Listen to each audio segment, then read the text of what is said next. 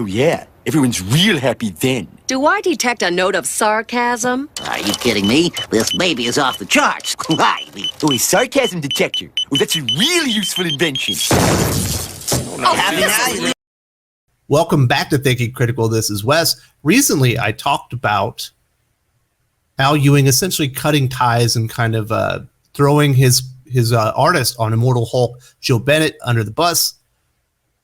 After the series was over, kind of talking about, I knew these things in the past, but we never did anything because he was making you money. But okay, Marvel has decided to release or remove Joe Bennett from the timeless #1. They call it an event one shot. Really, it's a $10 preview comic, which I definitely won't be reading.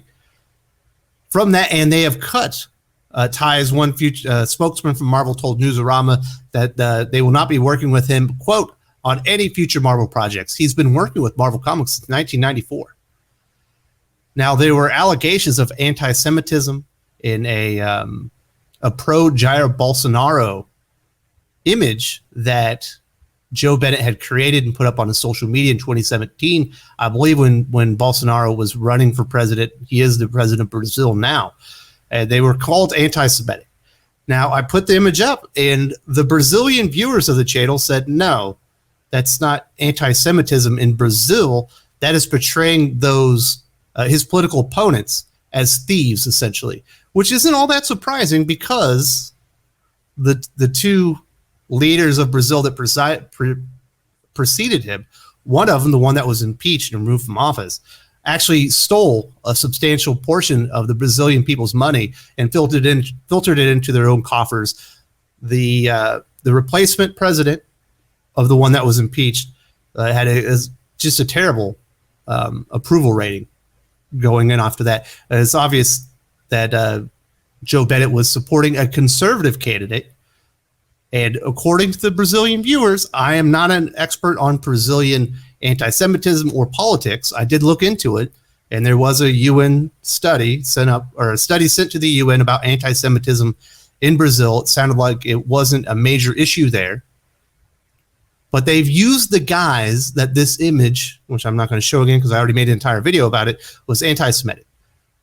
The viewers of Brazil, even the ones that were anti-Jair Bolsonaro, vehemently, they said that's not anti-Semitic. That is a typical image you would see in Brazil as far as political cartooning to portray someone as a thief would be to show them as a rat. So let's call a spade a spade. What is this really all about? I don't know if you noticed this.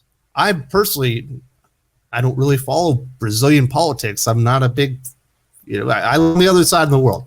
I'm in Asia. I follow, Asian politics, specifically Filipino politics, and I follow some of the stuff going on in the U.S., but although lately I've been so revolted, I try to stay away from it because it just makes me sick to my stomach. But all of a sudden, I'm noticing we've got all these pro-Jair Bolsonaro movements, groups of people, very large groups of people in Brazil going out supporting their president as there's some type of political thing going on there. Not really sure what it's all about. I know it has something to do with the Supreme Court. It just so happens I'm supposed to believe that this image that was released in 2017 portraying Jair Bolsonaro essentially victorious over his political enemies, progressives, more left-leaning liberals, liberal politicians, as we would call them in the U.S. All of a sudden, it was anti-Semitic. It has nothing to do with the fact that Joe Bennett was showing support for a conservative politician in his home country, at least. Normally, we see people lose jobs in the comic book industry over American politics specifically, maybe even Western, maybe some of the stuff that you saw over there in the UK. But if you look up, what happened to Chuck Dixon, what's happened to my friend Brett Smith, who else we got in there? Ethan Van Sciver, we know he came out as supporting Trump. That essentially ended his career at DC Comics. Mitch Breitweiser sent out a tweet congratulating Trump on his victory in the election. That essentially ended his ability to work at Marvel Comics or at any mainstream comic after that. So we normally know that there are repercussions for speaking your mind being a conservative within the comic book industry about American politics, but this apparently goes to Brazilian politics. Shocking, right? There's an article out there that names a couple of other things that supposedly Joe Bennett did.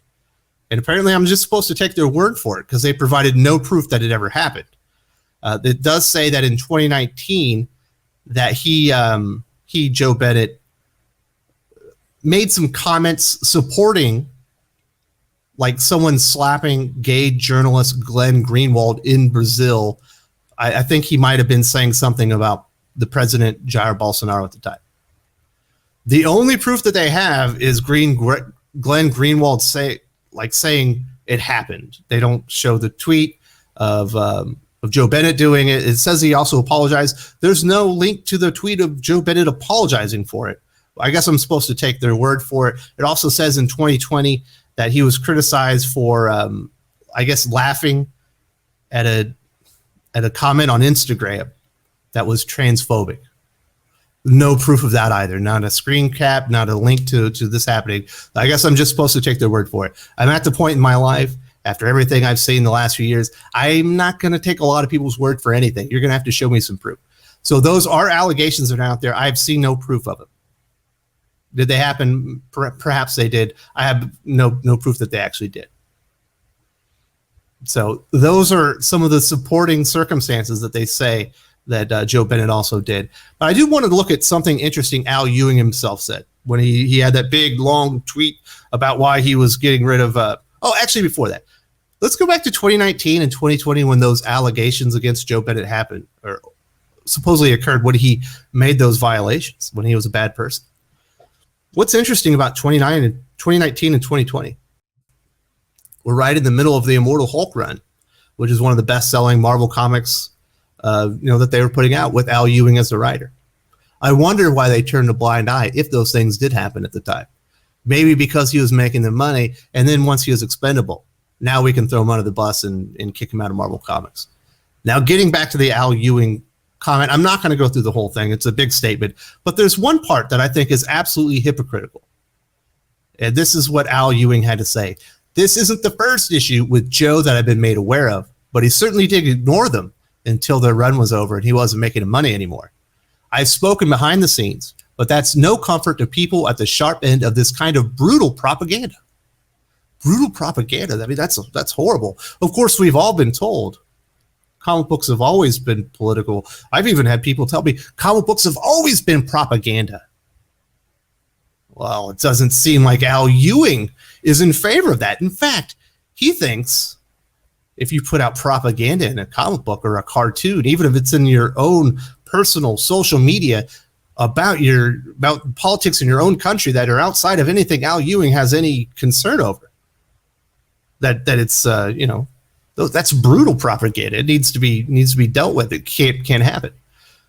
Now, I could go, and this would be a 6-hour stream, a 6-hour video. I could go over all the statements from Marvel creators, editors, staff, and all the ways that they had dehumanized their political opponents or people they disagree with, politically speaking, dehumanizing them, saying maybe they should die, maybe they're subhuman, all kinds of stuff. It would literally be a 6-hour stream if I could find all the examples, because it literally happens nonstop.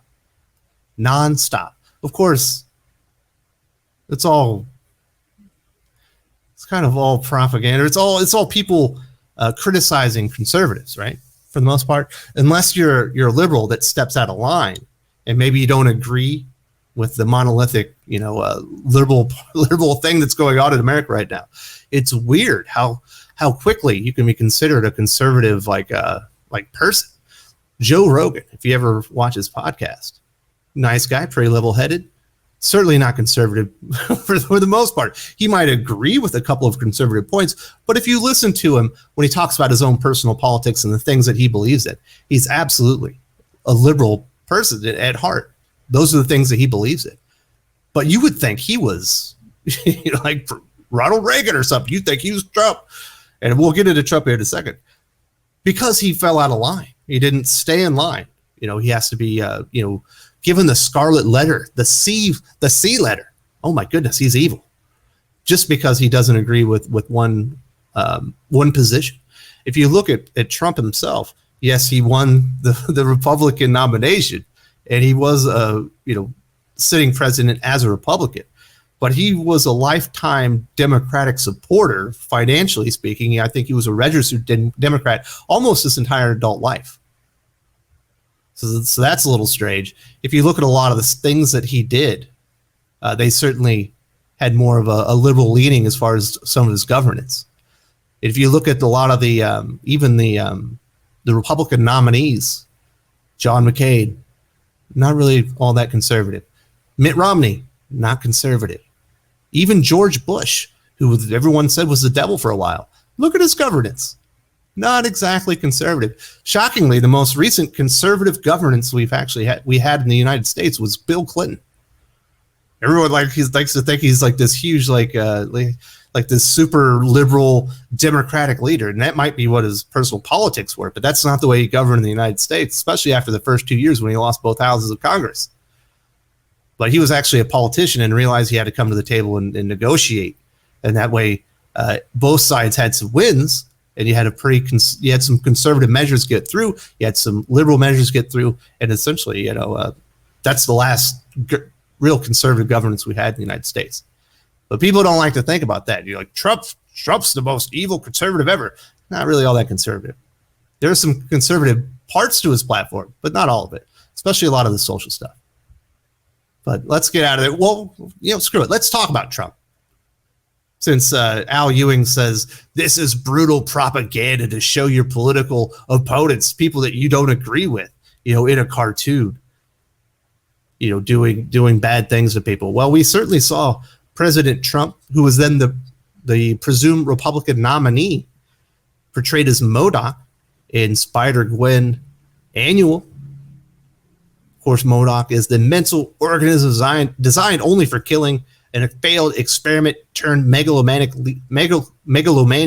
a leader of Abe who's fought Captain America, Namor, Hulk, and other heroes. Killed a lot of people.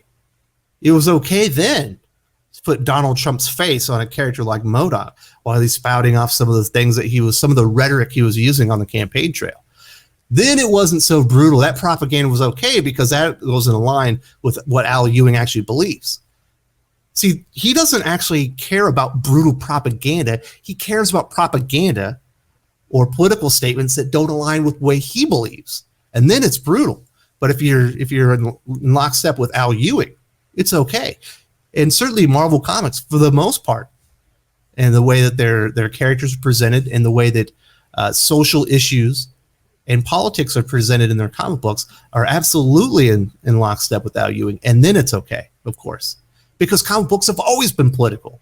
Unless you're Joe Bennett and you're supporting a conservative nominee in Brazil, and then 4 or 5 years later, we'll hammer you once we see that maybe we don't agree with Jair Bolsonaro's governance of his own country, Brazil, as if it's any of Al Ewing's business or my business, at that matter. I have no feelings on the president of Brazil because none of my business. I don't care. He can do whatever he wants. It's up to the Brazilian people to elect their leaders. And if they don't like it, elect a new leader. And if they like it, keep them coming. You know what I'm saying? People are allowed to pick out their own leaders in democracies.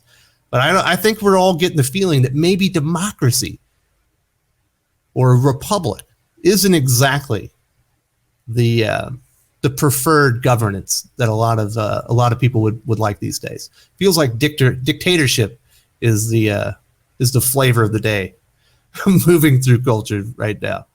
We also had recently, even more recently than that, we had Jordan Peterson, a Canadian professor, who's now somehow this big conservative voice.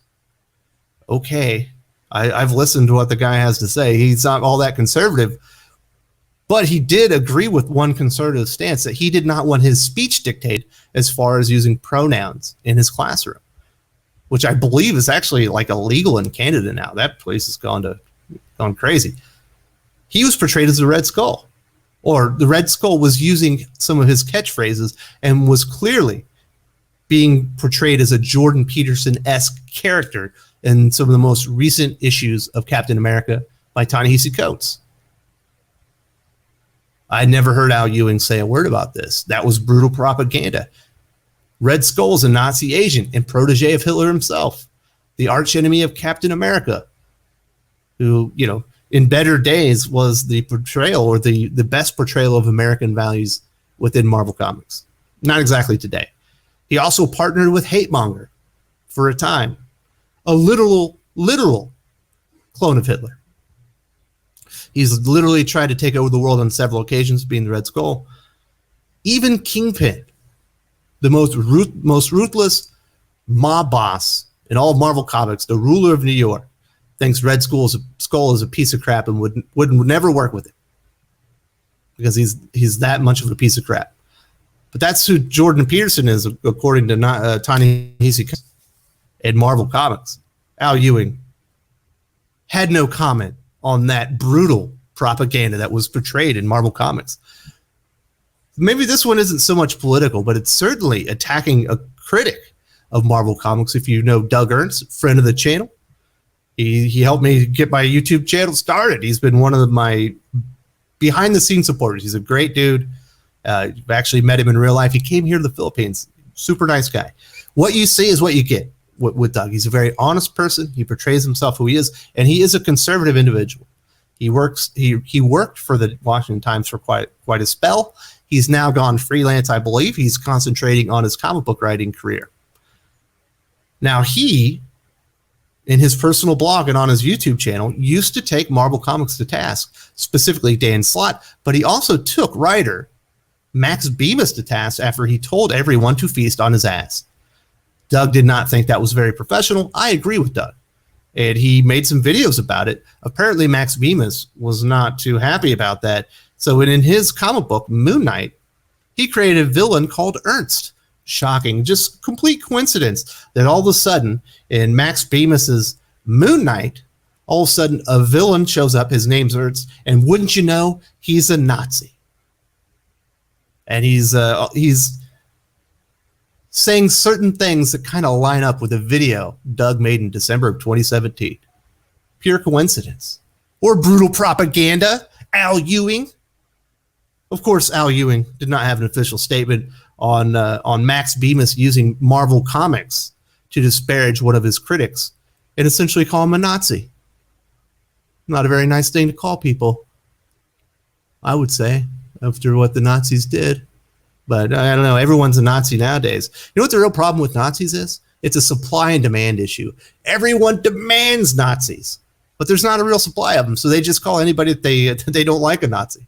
Oh, I demand there be a Nazi. There's not one here for me to disparage or threaten to beat up. So I've decided I will nominate you to be a Nazi. And you don't get to say, I'm not going to take you up on that nomination. You just get to tag people with it, and everyone calls you a Nazi. It's the craziest thing in the world. Al Ewing, like I said, no issues with Max Bemis calling Doug Ernst a Nazi in his own comic book. They don't mind doing a little propaganda for political leaders either. We did see on a Civil War II cover, we did see Justin Trudeau wearing some boxing gloves, obviously in the middle of a fight. Canadian Prime Minister.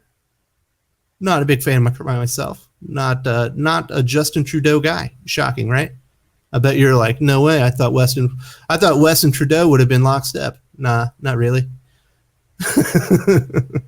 Of course, another one of the hypocritical things of the left. This guy can do multiple instances of blackface. He still gets to be prime minister. Anybody else does that? That's your career. you're labeled all sorts of things. But we certainly have Justin Trudeau prominently displayed on a Marvel Comics cover for Civil War II. Got some characters in the background, including Iron Man, supporting him in his corner as he goes out there to, I imagine bludgeon somebody. This almost feels like a threat of violence. What do you think? Of course, we also saw an Election Day special with Amazing Spider-Man, Spidey adventure with Barack Obama. Shocking that he didn't get the MODOK treatment, huh? Well, he's a Democrat, so He doesn't get to be portrayed as a villainous, like cyborg, alien dude with an enormous head that wants to kill everybody. He gets to be Spider-Man's friend that Spider-Man's helped save on election or inauguration day. It's shocking that Marvel Comics would take this step of propaganda in their own comic books. And Al Ewing had no comment. I'm not shocked. Are you shocked that Al Ewing had no comment when Marvel Comics decided to use their pages for political propaganda in favor of President Obama? No, of course you're not. It's all hypocritical, right? He's got no problem. Al Ewing has no problem with brutal propaganda. Marvel Comics has no problem with propaganda being in their comic books. Just as long as it's the right propaganda. If you're Joe Bennett, you can be in your own home country making a political statement about your own politics within your country, supporting the candidate that you want, and eventually it will come back to bite you. It'll lose you a job if it's not in lockstep with what they believe. But of course, they did keep him around while they were still making money until he's of no value to him anymore. Discard him, call him names, try to take his reputation, and kick him right out the door. Hey, it's the hypocrisy of the comic book industry, but you all knew this already, right?